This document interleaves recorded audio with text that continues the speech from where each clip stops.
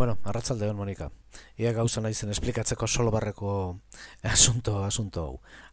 Excel irikitzen dut eta egingo detena izango da erro x gehi lau berdin 3 ekuazioa ebatzi, bai? Bueno, orduna eman dezagun hemen jartzen detela, raiz hemen asaltzen dana gehi lau. Ixten dut parentesia, bai? Bueno, orduan adibidez hemen jartzen baldin badet 0, hemen asaldu bertzait 2, ezta?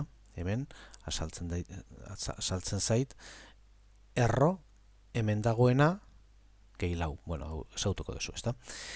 Bueno, solver funtziora noa, baino ni solver daukat hemen jartzen nere postean jartzen nizun bezala, hau Office 2007 da, eta zuk seguru asko edukiko ezu Office 2003, den dela solver beste toki baten edukiko ezu. Ematen diot, solver. Zelda objetibo, ikusten dezu hemen, ezta? Aktibatzen dut horrekin, eta aukeratzen dut. Bueno, aukeratuta zeon. Return. Hemen, valor de la celda objetibo. Eta hemen jarri behar diot, 3. Bai? Hemen, estimar aukeratzen dut hau, eta hartu behar dut zelda hau. Return. Eta orain esango diot resolver.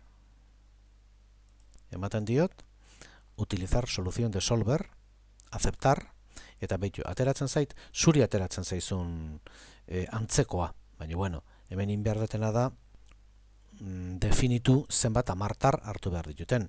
Aukeratzen dut, eskubiko botoiarekin, xaguaren eskubiko botoiarekin irikitzen dut, eta emango diot formato de celdas. Hemen formato de celdas hontan numero. Esaten diot, numero berriz, eta hemen esango diot, jartzeko 3 dezimal, adibidez.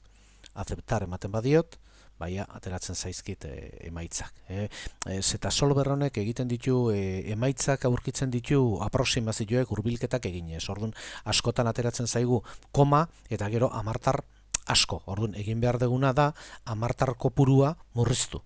Ikusten dezu hemen 5,000, baina benetan behitu zenbakia dan.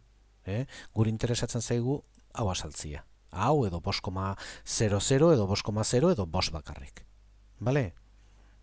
Venga ba, gero arte.